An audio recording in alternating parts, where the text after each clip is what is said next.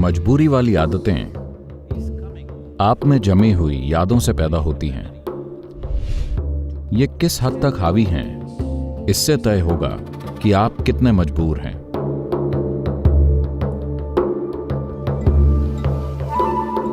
मेरा सवाल मजबूरी भरी आदतों के बारे में है।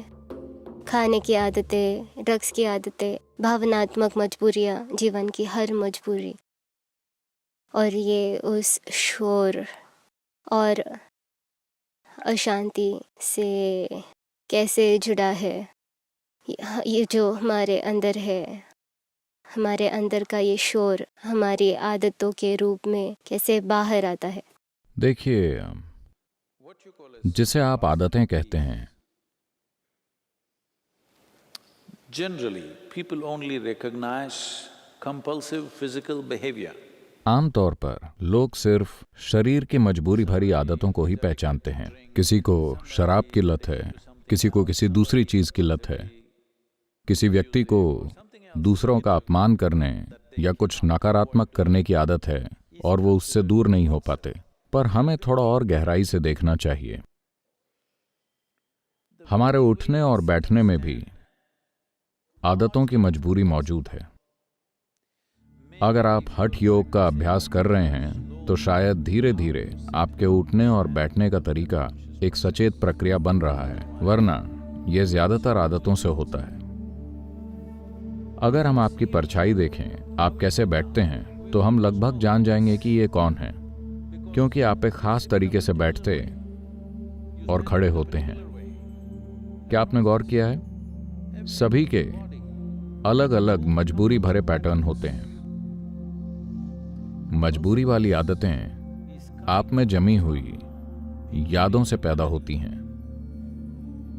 आप इसे वंश से जुड़े पैटर्न या कर्म कह सकते हैं, आप इसे कई नाम दे सकते हैं, पर मूल रूप से यादों ने आपके जीवन को जकड़ लिया है। What spiritual process means is to create an awareness, to become conscious in such a way that we override the memory. आध्यात्मिक प्रक्रिया का मतलब है जागरूकता पैदा करना, इस तरह से जागरूक होना कि हम पुरानी यादों से ऊपर उठ जाएं, न सिर्फ व्यवहार या भोजन की आदतों की छोटी मजबूरियों से, बल्कि जीवन की बहुत ही बुनियादी मजबूरी से भी, जो हमें जीवन और मृत्यु की चक्रीय प्रक्रिया में फंसाती है। सबसे बड़ी मजबूरी को हराना यानी जन्म लेने की इच्छा और जीवन व मृत्यु प्रक्रिया से परे चले जाना। मुक्ति शब्द से हमारा मतलब है, मुझे पता है कि आज मुक्ति चॉकलेट और आइसक्रीम मिलती है, But it's okay, they're making the word popular. At least that way you use the word. पर ठीक है, वो इस शब्द को लोकप्रिय बना रहे हैं, कम से कम इस बहाने आप वो शब्द बोलते हैं। तो मूल रूप से मजबूरी भरी आदतें होना यानी कोई चीज चक्र में चल रही है, आप उन चक्रों को तोड़ नहीं पा रहे हैं जो आपके मन में, आपकी भावनाओं में, आपकी ऊर्जा में या आपके शरीर के व्यवहार में मौजूद हैं। शायद आप केवल अपने बर्ताव के पैटर्न को देख रहे हैं, आपके व्यवहार की मजबूरी भरी प्रवृत्ति। आप अपने विचारों की आदतों पर तब तक ध्यान नहीं देते हैं जब तक ये बहुत बड़ी परेशानी न बन जाए। आपकी भावनाओं, आपकी ऊर्जा पैटर्न्स की मजबूरी भरी प्रवृत्ति और सबसे बढ़कर आपके अस्तित्व की मजबूरी भरी प्रवृत्ति। जीवन का हर पहलू यादों से प्रभावित होता है। ये जिस हद तक हावी होगा, उसी हिसाब से आदतें आपको मजबूर करेंगी। It is like शायद मैंने कुछ समय पहले कहा था,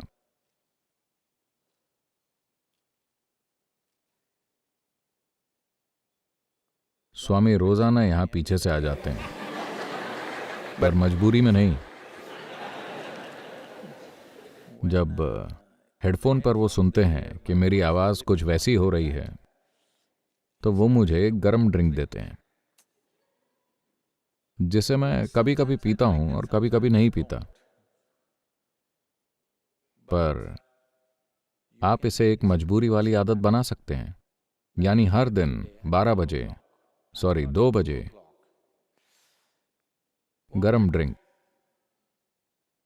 आपको जरूरत हो या ना हो। इसे कहते हैं अच्छी आदतें बनाना।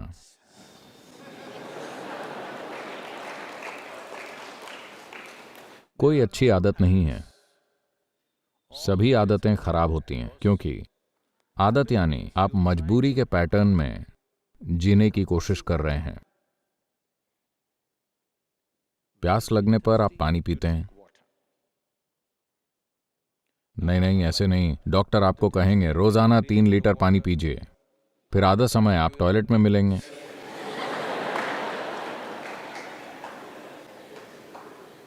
नहीं, डॉक्टर को यह नहीं बताना चाहिए कि पानी कब पीना है। आपको सचेत होना चाहिए कब आपको पानी की जरूरत है।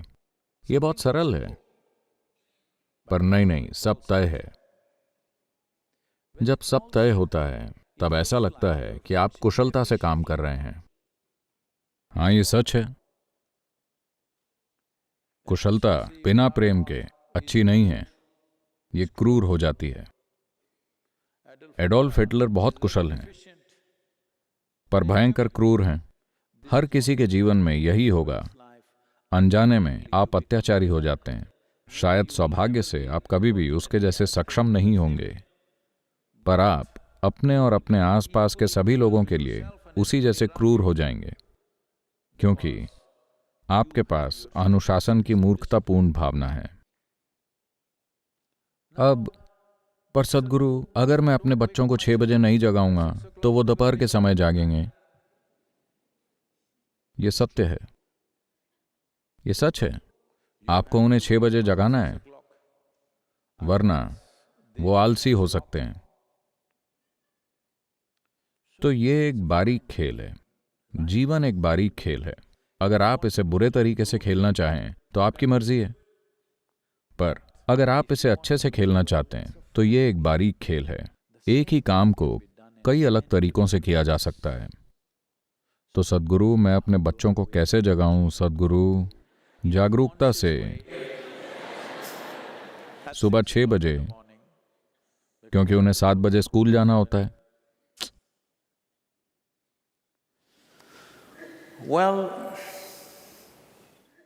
दुनिया में ऐसी कई स्थितियां हैं जो पूरी तरह से हम नहीं बनाते, पर हमें उनसे जुड़ना पड़ता है, वरना हम हर चीज से अलग थलग पड़ जाएंगे।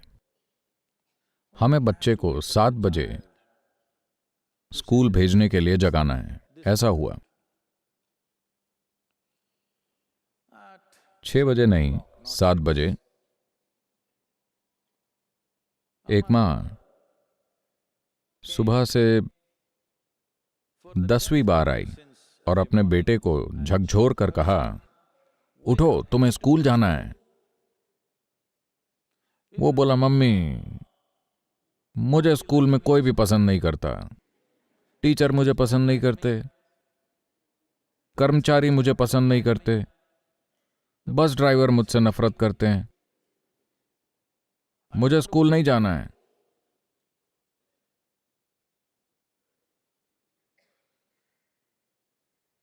तो मां ने कहा,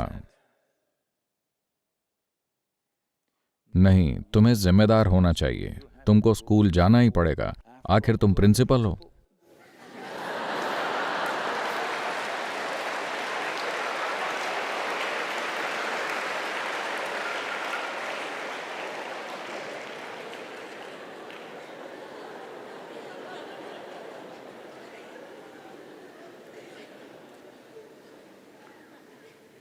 कुछ स्थितियों के हिसाब से हम कुछ पैटर्न बनाते हैं, पर उन्हें सचेत होकर बनाया जा सकता है।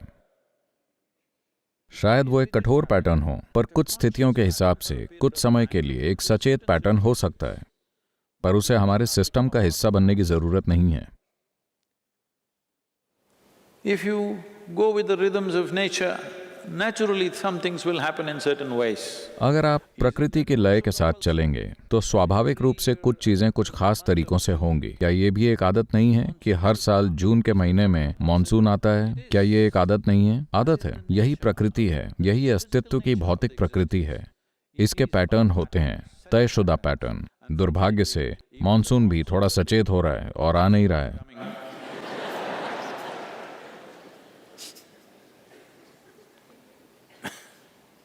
इस पैटर्न का टूटना दुर्भाग्यपूर्ण है, पर भौतिक प्रकृति पैटर्न से बनी है। चाहे एक परमाणु हो या एक कोशिका या एक अणु या पूरी प्रणाली, भौतिक चीजें ऐसे ही बनती हैं।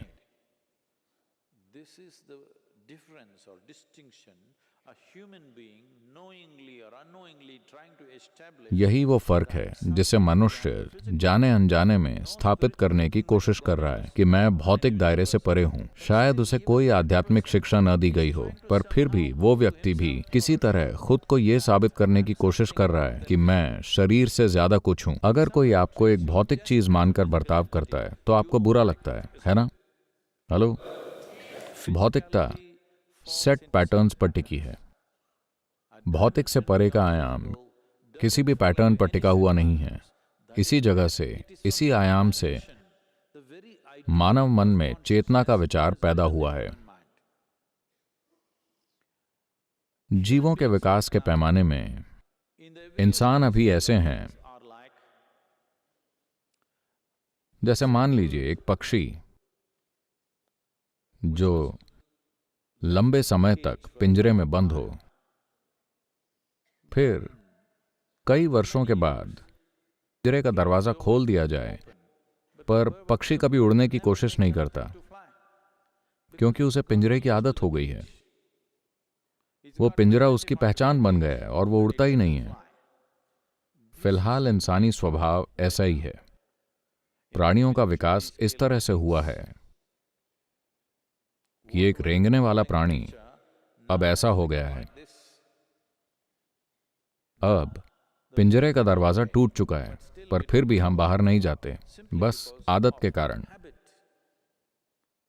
हमारे वंश का असर हमें आदतों में जकड़ रहा है। ऐसा हुआ, 3 साल के लड़के ने अपने दोस्त से कहा, मैं बड़ा होकर बगल वाले घर की लड़की से शादी करूंगा। तो दोस्त ने पूछा क्यों? तो लड़के ने कहा, क्योंकि मुझे मम्मी सड़क पार नहीं करने देती हैं।